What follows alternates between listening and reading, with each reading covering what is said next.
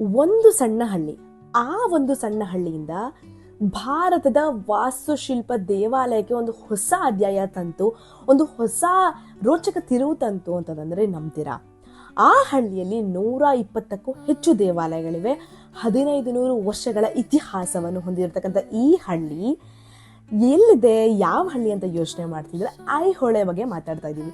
ನಮಸ್ಕಾರ ಎಲ್ಲರಿಗೂ, ದೇಶಪಾಂಡೆ ಸ್ಟೋರೀಸ್ಗೆ ಆಧಾರದ ಸ್ವಾಗತ ಸುಸ್ವಾಗತ ಅಂತ ಹೇಳ್ತಾ ಇವತ್ತು ನಾವು ಬಾಗಲಕೋಟೆ ಜಿಲ್ಲೆಯ ಐಹೊಳೆ ಬಗ್ಗೆ ಮಾತಾಡ್ತಾ ಇದ್ವಿ. ಪ್ರಸಿದ್ಧ ಸ್ಥಾನ ಇದು. ಯಾವ ಸಾಮ್ರಾಜ್ಯದ್ದು, ಎಲ್ಲಿಂದ ಬಂತು, ಎಷ್ಟು ವರ್ಷ ಇತಿಹಾಸ ಇದೆ, ಇದಕ್ಕೆ ಐಹೊಳೆಗೆ ಭಾರತದ ದೇವಾಲಯಗಳ ತೊಟ್ಟಿಲು ಅಂತ ಕೂಡ ಕರೀತಾರಂತೆ. ಏನಿದ್ರ ವಿಶೇಷತೆ ಎಲ್ಲ, ಏನೇನಿದೆ ಮುಂದೆ, ಎಷ್ಟು ಗಂಟೆಗೆ ಓಪನಿಂಗು, ಯಾವಾಗ ಹೋಗ್ಬೋದು ಎಲ್ಲ ನೋಡೋಣ ಬನ್ನಿ. ಐಹೊಳೆ ಎಲ್ಲಿದೆ ಅಂತ ಯೋಚನೆ ಮಾಡ್ತಿದ್ದೀರಾ? ಐಹೊಳೆ ಬಾಗಲಕೋಟೆಯಿಂದ 45 ಕಿಲೋಮೀಟರ್ ದೂರದಲ್ಲಿದೆ. ಬಟ್ ಪಟ್ಟದಕಲ್ಲಿಂದ ಜಸ್ಟ್ 13 ಕಿಲೋಮೀಟರ್ ದೂರದಲ್ಲಿದೆ. ಸೊ ಐಹೊಳೆಗೆ ಹೋದಾರೆಲ್ಲ ಪಟ್ಟದಕಲ್ಲ ಮಿಸ್ ಮಾಡಲ್ಲ, ಪಟ್ಟದಕಲ್ಲಿಗೆ ಹೋದಾರೆಲ್ಲ ಐಹೊಳೆನ ಮಿಸ್ ಮಾಡಲ್ಲ. ಆಮೇಲೆ ಬಾದಾಮಿಯಿಂದ ಕೂಡ 35 ಕಿಲೋಮೀಟರ್ ದೂರದಲ್ಲಿದೆ. ನೀವು ಆರಾಮಾಗಿ ನಿಮ್ಮ ಓನ್ ವೆಹಿಕಲ್ಸ್ ಅಲ್ಲಿ ಎಲ್ಲ ಹೋಗ್ಬೋದು. ಅಂದ್ರೆ ನೀವು ಓನ್ ವೆಹಿಕಲ್ಸ್ ಅಲ್ಲಿ ಎಲ್ಲ ಹೋದ್ರೆ ಅಕ್ಕಪಕ್ಕನೂ ಎಲ್ಲ ನೋಡ್ಕೊಂಡು ಬರ್ಬೋದು ಅಂತಾನೆ ಹೇಳ್ತೀನಿ. ಇದು ಐಹೊಳೆ ಎಲ್ಲಿದೆ ಅಂತ ನೋಡಿದ್ವಿ. ಇವಾಗ ಐಹೊಳೆಯ ವಿಶೇಷತೆ ಏನು, ಯಾವ ತರ ಇತಿಹಾಸ ಬಂತು ಅಂತ ನೋಡೋದಾದ್ರೆ, ಈ ಐಹೊಳೆ 6ನೇ ಶತಮಾನದ್ದು, ಅಂದ್ರೆ ಚಾಲುಕ್ಯರು, ಬಾದಾಮಿ ಚಾಲುಕ್ಯ ಕಾಲದಿಂದ ಬಂದಿರತಕ್ಕಂಥ ಒಂದು ಊರು, ಒಂದು ದೇವಸ್ಥಾನ. ಅವರು ಎಲ್ಲಾದ್ರೂ ದೇವಸ್ಥಾನಗಳು, ದೇವಾಲಯಗಳನ್ನ ಕಟ್ಟಬೇಕು, ನಿರ್ಮಿಸಬೇಕು ಅಂತ ಯೋಚನೆ ಮಾಡ್ತಿರುವಾಗ ಅವರಿಗೆ ಬಂದಿರತಕ್ಕಂಥ ಒಂದು ಥಾಟ್ ಆಗಿರ್ಬೋದು, ಅವ್ರಿಗೆ ಒಂದು ಯೋಚಿಸಲು, ಪ್ರಯೋಗಿಸಲು ಈ ಸ್ಥಳವನ್ನು, ಯಾವ ಸ್ಥಳ ಆಯ್ಕೆ ಮಾಡಿದ್ರು, ಐಹೊಳೆನ ಆಯ್ಕೆ ಮಾಡಿರ್ತಾರೆ. ಆ ಐಹೊಳೆಯಲ್ಲಿ ದೇವಾಲಯಗಳೆಲ್ಲ ನಿರ್ಮಿತ ಆದ್ಮೇಲೆ ಪಟ್ಟದಕಲ್ಲು, ಬಾದಾಮಿ ಅದೆಲ್ಲ ದೇವಾಲಯಗಳನ್ನು ಕೂಡ ನಿರ್ಮಿಸುತ್ತಾರೆ. ಇವಾಗ ಅದಕ್ಕೋಸ್ಕರ ಐಹೊಳೆನ cradle of Indian temple architecture ಅಂತ ಕೂಡ ಕರೀತಾರೆ. Architecture, cradle of Indian temple architecture ಅಂತ ಕೂಡ ಅದಕ್ಕೆ ಹೆಸರು ಕೂಡ ಬಂದಿದೆ. ಇದು ಐಹೊಳೆಯ ಇತಿಹಾಸ ಅಂತಾನೆ ಹೇಳ್ಬೋದು. ಇವಾಗ ಐಹೊಳೆಯಲ್ಲಿ ಏನಾದ್ರೂ ವಿಶೇಷತೆ ಇದೆ ಅಂತಂದ್ರೆ, ನಾನು ಹೇಳ್ದಂಗೆ 120ಕ್ಕೂ ಹೆಚ್ಚು ದೇವಸ್ಥಾನಗಳಿವೆ. ಒಂದೊಂದು ದೇವಸ್ಥಾನಕ್ಕೂ ತನ್ನದೇ ಆಗಿರ್ತಕ್ಕಂಥ ಕಂಬಗಳಾಗಿರ್ಬೋದು, ಗರ್ಭಗುಡಿಗಳಾಗಿರ್ಬೋದು, ಶಿಖರಗಳಾಗಿರ್ಬೋದು, ಒಂದೊಂದು ವಾಸ್ತುಶಿಲ್ಪಗಳಾಗಿರ್ಬೋದು, ಒಂದಕ್ಕಿಂತ ಒಂದು ಡಿಫ್ರೆಂಟ್ ಆಗಿದೆ ಅಂತಾನೆ ಹೇಳ್ಬೋದು. ಯಾರೇ ಐಹೊಳೆಗೆ ಹೋದ್ರು ಅಲ್ಲಿನ ವಾಸ್ತುಶಿಲ್ಪೆ, ಅಲ್ಲಿನ ವಿನ್ಯಾಸ ವಿಭಿನ್ನ ಶಿಲ್ಪಕಲೆಗಳನ್ನು ಹೊಂದಿದೆ.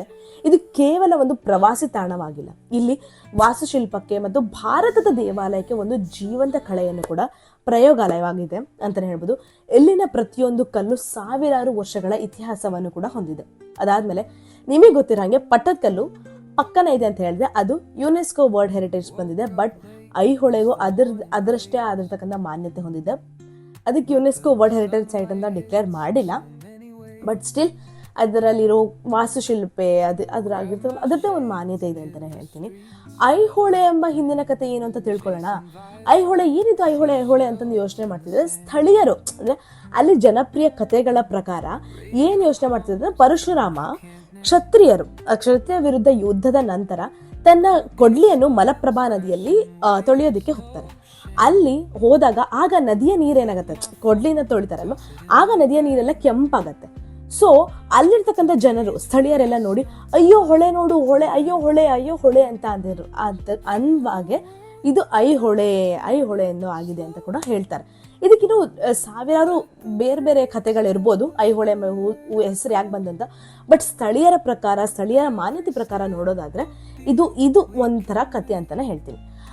ಇಲ್ಲಿ ಯಾವ್ಯಾವ ದೇವಸ್ಥಾನಗಳಿದೆ ಅಂತ ನೋಡೋದಾದ್ರೆ, ನಿಮಗೆ ದುರ್ಗಾ ದೇವಾಲಯ ಅಂತ ಒಂದಿದೆ. ಅದಾದ್ಮೇಲೆ ಮೇಗುತಿ ಜೈನ್ ದೇವಾಲಯ ಅಂತ ಒಂದಿದೆ, ಲಾಡ್ಖಾನ್ ದೇವಾಲಯ ಅಂತ ಒಂದಿದೆ, ರಾಮಣ್ ಪಡಿ ದೇವಾಲಯ ಅಂತ ಒಂದಿದೆ, ಹುಚ್ಮಲ್ಲಿ ದೇವಾಲಯ ಅಂತ ಒಂದಿದೆ.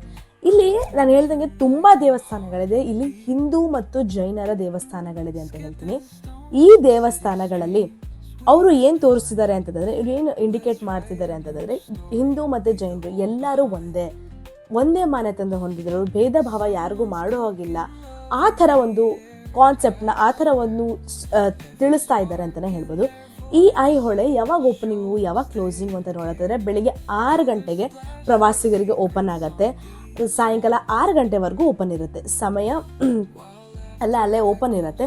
ಅದಾದ್ಮೇಲೆ ಪ್ರವೇಶ ಶುಲ್ಕ ನೋಡೋದಾದ್ರೆ, ಭಾರತೀಯರಿಗೆ 40 ರೂಪಾಯಿನ ಚಾರ್ಜ್ ಮಾಡ್ತಾರೆ ಎಂಟ್ರಿ ಫೀಸು, ವಿದೇಶಿಗರಿಗೆ 600 ರೂಪಾಯಿನ ಚಾರ್ಜ್ ಮಾಡ್ತಾರೆ. 15 ವರ್ಷಕ್ಕಿಂತ ಮಕ್ಕಳು ಇದ್ರೆ ತುಂಬಾ ಅವರಿಗೆ ಉಚಿತ ಅಂತಾನೆ ಹೇಳ್ಬೋದು. ಹೇಗೆ ಹೋಗೋದು ಅಂತ ನಾನು ಹೇಳಿದ್ನಲ್ಲ, ಬಾದಾಮಿ ಮತ್ತು ಬಾಗಲಕೋಟೆಯಿಂದ KSRTC ಬಸ್ ವ್ಯವಸ್ಥೆಗಳಿವೆ, ಆರಾಮಾಗಿ ನೀವು ಹೋಗ್ಬೋದು. ಇಲ್ಲ ಖಾಸಗಿ ವಾಹನಗಳ ಮುಖಾಂತರ ನೀವು ಹೋಗ್ಬೋದು.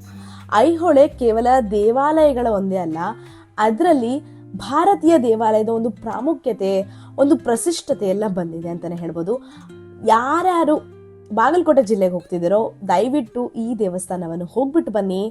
ಈ ದೇವಸ್ಥಾನದಲ್ಲಿ ಏನೇನಿದೆ, 120ಕ್ಕೂ ಹೆಚ್ಚು ದೇವಸ್ಥಾನಗಳಿವೆ, ಅದರದ್ದು ವಾಸ್ತುಶಿಲ್ಪ ಎಲ್ಲ ನೋಡ್ಬಿಟ್ಟು ಬನ್ನಿ ಅಂತ ಹೇಳ್ತೀನಿ. ಮತ್ತೆ ಇನ್ನೊಂದು ವಿಡಿಯೋಲಿ ಮತ್ತೆ ಸಿಗೋಣ. ಅಲ್ಲಿವರೆಗೂ ಧನ್ಯವಾದ.